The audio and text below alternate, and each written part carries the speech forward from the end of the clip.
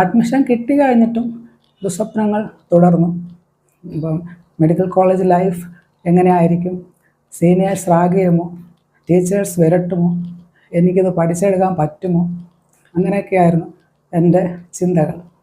ഒടുവിൽ അതിവിശാലമായ ആലപ്പുഴ മെഡിക്കൽ കോളേജിലാണ് ഞാൻ ലാൻഡ് ചെയ്തത്. അന്ന് ഒരു കാന്താരി മുളകിൻ്റെ ശരീരപ്രകൃതമായിരുന്നു എനിക്ക്. എന്ത് കഴിച്ചാലും വണ്ണം വെക്കില്ലായിരുന്നു. ടീച്ചേഴ്സിന് സീനിയേഴ്സിനും എല്ലാം എനിക്ക് ഭയമായിരുന്നു.